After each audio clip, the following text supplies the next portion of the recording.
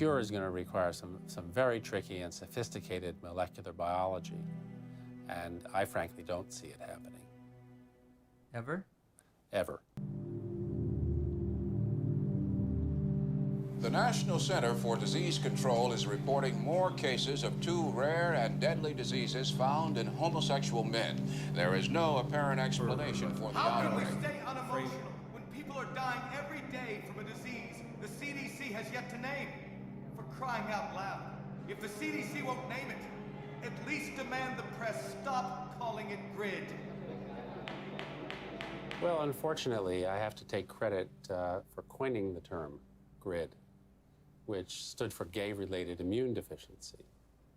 We were seeing a cluster of gay men who were suddenly critically ill of pneumocystis pneumonia, which was the indicator disease of something new, and reported our findings to the CDC. The evidence shows that this disease is not merely confined to the gay community. I motion to call the disease Acquired Immune Deficiency Syndrome, AIDS. In 1982, Dr. Harry Haverkos was one of the Centers for Disease Control's epidemiologists tasked with defining AIDS. AIDS refers to a syndrome, and its definition changes periodically. AIDS is a chronic disease. It's based on its immunodeficiency. AIDS is not a disease, right? AIDS is a whole lot of different things. Depends on what country you're in. When your CD4 count falls below a certain arbitrary level, by definition, you have AIDS. You know, when someone's count goes down and then it goes back up again, it's, you know, politically they may still have AIDS. Medically, I don't think they do. If you develop any of a number of opportunistic infections or diseases, that puts you in the category of AIDS.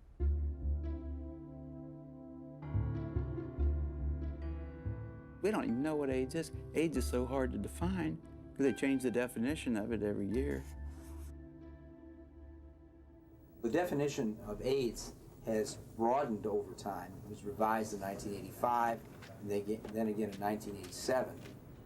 The changes in the definition have been political. Every time they change the definition, the numbers go up. The definition has changed many times. The biggest change was probably in 1993, which they then, you know, added the CD4 count and HIV, and, you know, so you could not even be ill, but if you had a CD4 count consistently below 200, you now had AIDS.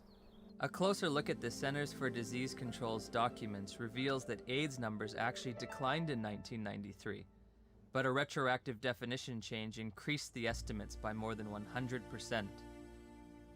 The more diseases they could lump into this AIDS syndrome, S stands for syndrome, the better the chances are they get patients under that umbrella, the more patients they could catch.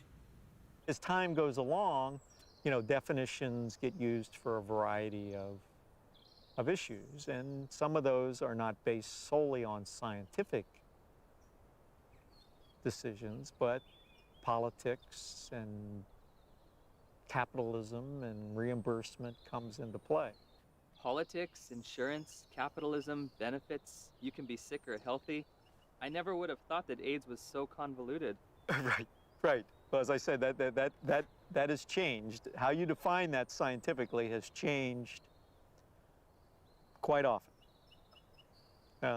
which just makes it difficult to, you know, for the lay people to understand. It makes it difficult for me to interpret the numbers.